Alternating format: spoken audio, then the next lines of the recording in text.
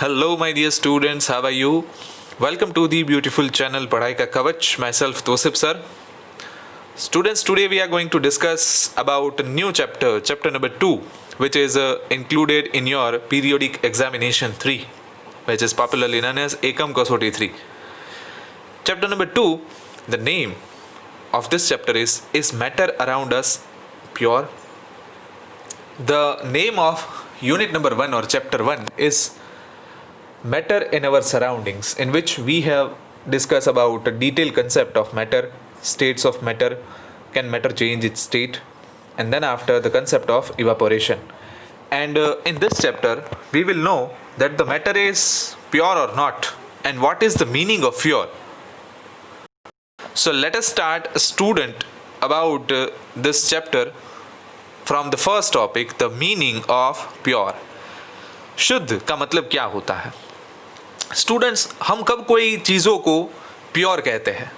वो घी हो, दूध हो, पानी हो या स्पाइसेस हो, जब हम इन चीज़ों को खरीदते हैं तो खरीदने के वक्त उसके ऊपर लिखा हुआ होता है pure drinking water, Amul cows pure ghee, pure milk, a pure blended groundnut spices और ग्राउंडेड स्पाइसेस. सो इन चीज़ों के ऊपर जब भी प्योर लिखा हुआ होता है तो what do we mean by the word pure? For us students, the pure means no adulteration.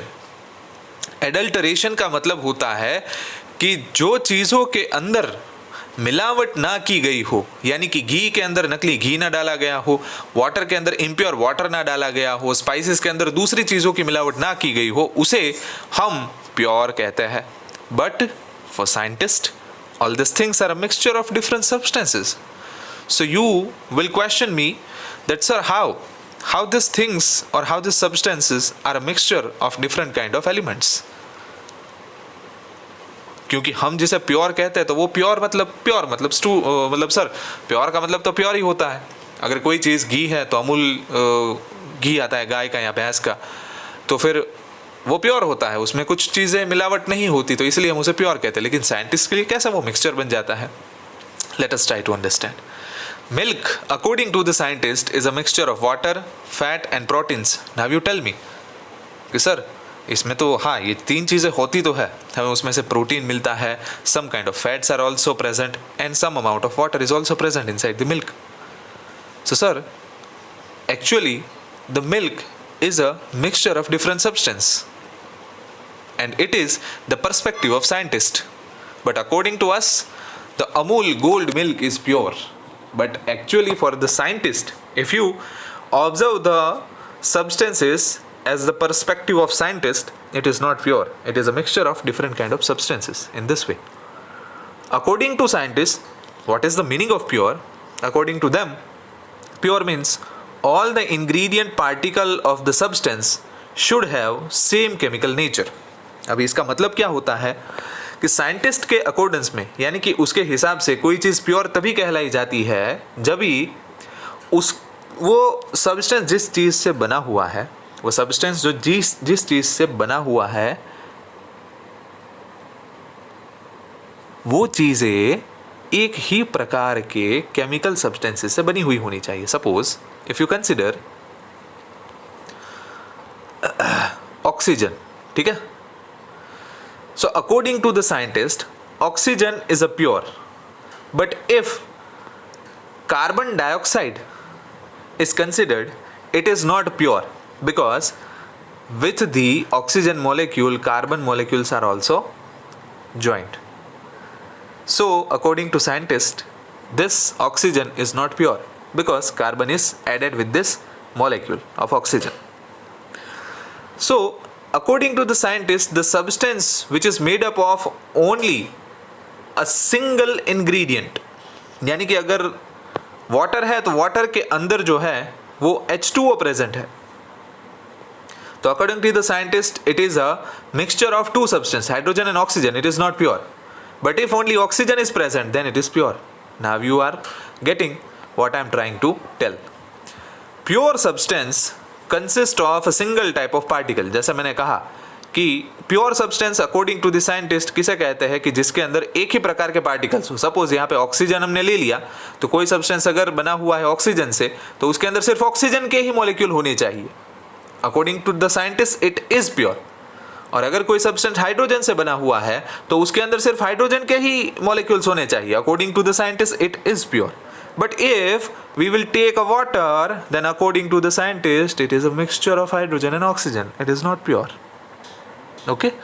So now you are getting what I am trying to tell, or what is my exactly meaning of pure. Most of the substances, student, that we are seeing in our surroundings is a mixture or two or more pure components like sea water and soil. यानी कि हमारे आजू बाजू जो भी substance है वो किसी ना किसी चीज़ के मिश्रण है, चाहे वो दरियाई पानी हो, चाहे वो ज़मीन हो, वो अलग अलग चीज़ों का मिश्रण है। It is not a pure substance. So let us talk about mixture. Mixtures are constituted more than one kind of pure form of matter.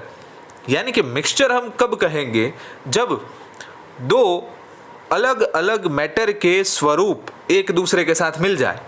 आप पूछोगे सर कैसे? वो ऐसे कि जब आप सॉल्ट को पानी में डालते हो तो water is a liquid matter and salt is a solid matter. So when solid is added to the liquid it is a mixture of salt water. It is considered as a mixture. Okay? Then after sugar and water, sugar is a solid, water is a liquid. So when this added to each other, then they considered as a mixture. It is not a pure substance. So what are the types of mixture? Let us try to study this. There are basically two type of mixtures are available in our surroundings. First is a homogeneous mixture, second is a heterogeneous mixture. According to us, homogeneous mixture means the mixture which has uniform composition throughout such mixture are called homogeneous mixture. Sir blah blah blah blah blah कुछ समझ में नहीं आया. Let us try to understand.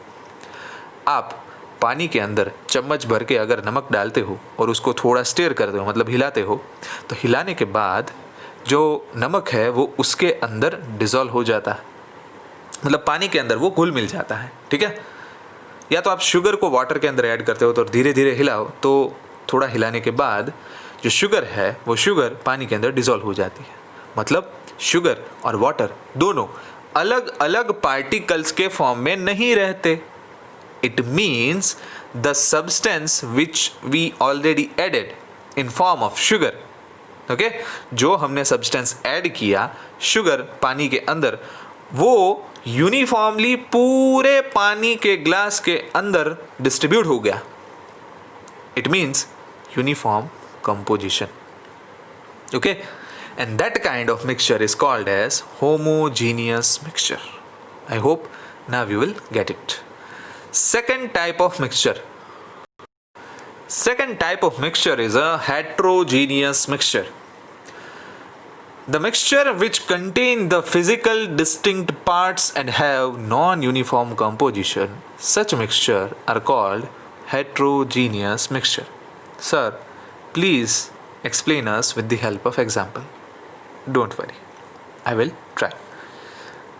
Students, आप एक काम कीजिए, नमक लीजिए, ठीक है, और उसके अंदर लोहे के छोटे छोटे टुकड़े डालिए। मतलब अगर आपके पास आयरन फिलिंग्स है, जो लोहा होता है उसको क्रश करके छोटे छोटे उसको पाउडर फॉर्म में कन्वर्ट कर देते, ठीक है। अगर आप नमक को और इन दोनों चीज़ों को मिलाते हो तो वो दोनों चीज़ें अलग अलग रहती है। It is not dissolve in each other. जैसे शुगर और वाटर है, सॉल्ट और वाटर है, ऐसे mixture of sodium chloride and iron filings does not mix with each other. ये दोनों चीज़ें एक दूसरे के साथ मिक्स नहीं होती है। And that kind of mixture is called as heterogeneous mixture, the mixture in which the substance is present as a physical distinct part and have a non-uniform composition, यानी कि एक दूसरे के साथ ना घुल मिले, उसे हम हेट्रोजीनियस मिक्सचर कहते हैं. दूसरा एग्जांपल ले लो जो आप घर पे कर सकते हो. Oil and water. पानी के अंदर तेल डालो, तेल अलग ही रहता है. Oil will not mix up with the water, so that mixture is considered as a heterogeneous mixture. Okay, then after solution, students, Here the mixture section is over. Now let us try to understand about the solution.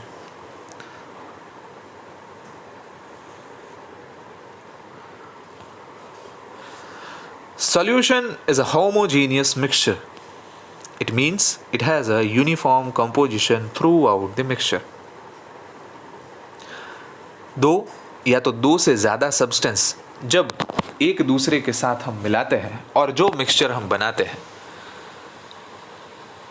और उनसे अगर uniform composition वाला mixture बने तो उसे हम homogeneous mixture कहते हैं और उस होमोजीनियस मिक्सचर को क्या कहा जाता है? Solution. Okay, solution is a type of homogeneous mixture, okay, which is formed with the help of two or more than two substances, like lemonade. नींबू पानी जो हम बनाते हैं, नींबू डालते हैं पानी में, शुगर डालते हैं, थोड़ा सॉल्ट डालते हैं, सभी एक दूसरे के साथ डिसॉल्व हो जाता है. So it is a one form of solution. Second is soda water. Soda का पानी मतलब सोडा जो हम पीते हैं जिसे हम सोडा वाटर सादी सोडा गुजराती भाषा में जेने कहेवाय, तो उसके अंदर पानी ही होता है, लेकिन उसके अंदर जब गैस भरते हैं तो गैस और वाटर दोनों एक दूसरे के साथ डिसॉल्व हो जाते हैं. उसकी वजह से जो है वो होमोजीनियस मिक्सचर कहलाता है. And that mixture is also considered as solution. So dear students, if you observe the solution or this topic, you can call that sir solution require two or more than two substances. यानी कि solution के पास दो substances या तो ज़्यादा substances का mixture होना ज़रूरी है. सो उसके कंपोनेंट्स होते हैं सॉल्यूशन के. There are two component of solution. First is solvent, second is solute. With the help of this two substance together they will make solution. Solvent and solute. Let us try to understand what is the meaning of solvent and solute. Students, the component which present in a larger amount is called solvent. यानी कि जो solution के दो component है solvent और solute, इन दोनों में से जो ज़्यादा amount के अंदर present होता है उसे solvent कहते हैं. तो सर क्या कम अमाउंट में जो प्रेजेंट है उसे सॉल्यूट कहते हैं? Definitely a component of the solution that is dissolved in solvent which is present in a lesser quantity is called the solute. Sir दिमाग घूम गया, नहीं समझ में आया. Let us try to understand by the example. Sugar plus water. तो जब आप पानी के अंदर शुगर डालते हो तो शुगर ज़्यादा होती है, वाटर ज़्यादा होता है. Definitely water will available in a more amount. So the component of the solution which present in the larger amount is called as solvent and the component which is available in a lesser amount is called solute. Means here the water is solvent and the sugar is a solute because sugar is present in a less amount while the water is present in a larger amount. It is called solid in liquid solution. यानी कि sugar solid है, water liquid है, तो इसे solid और liquid का solution कहा जाता है.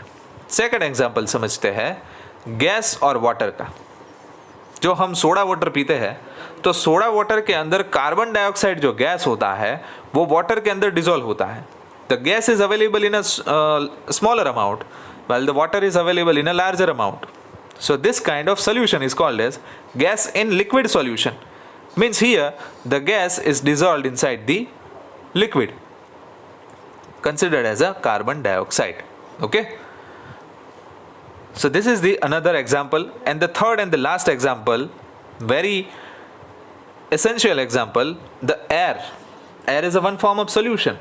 गैस के अंदर मिला हुआ है, ऑक्सीजन नाइट्रोजन के अंदर मिला हुआ है, because 78% of nitrogen and 21% of oxygen both are mix with each other. It is considered as a gas in gas solution. Gas का गैस ही के अंदर solution. Okay.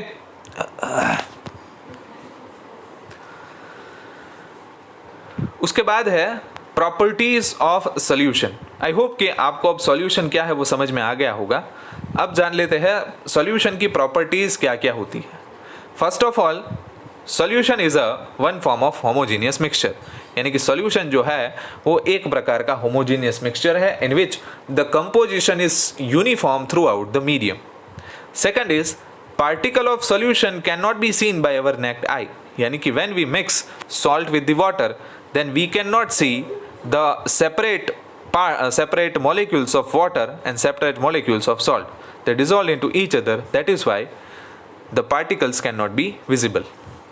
Due to the small size of particle, it cannot scatter a beam of light. So path of light is not visible. यानी कि जब आप salt water भरे glass में से लाइट का बीम एमिट करोगे तो उसमें से लाइट जो है वो आर पार निकल जाएगी, उसमें कोई भी लाइट स्कैटर यानी कि रिफ्रैक्ट नहीं होगी. Solute particles can not be separated by process of filtration, यानी कि जो हम शुगर डालते हैं वाटर के अंदर और उसको स्टीयर करके फिर फिल्टर करते हैं तो उसमें से वापस जो शुगर के मॉलिक्यूल्स है वो बचे हुए नहीं मिलते. So it can not B separate by the filtration. जैसे कैसे हम सुबह चाय जो है उसमें चाय पत्ती जो है उसको जब हम फिल्टर में से निकालते हैं तो चाय नीचे आ जाती है और जो चाय के पत्ते हैं यानी कि छोटे छोटे ग्रेन्यूल्स है वो फिल्टर के अंदर रह जाते हैं. ठीक है. सो sugar and water can not be separated by this filtration process.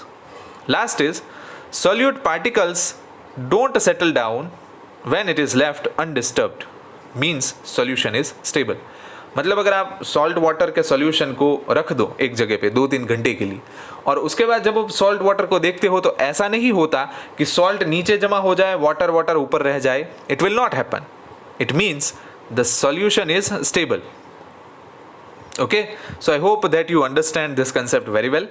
यहाँ तक आज का लेक्चर हमारा रखते हैं. नेक्स्ट लेक्चर के अंदर हम सॉल्यूशन के बारे में आगे पढ़ेंगे. Thank you.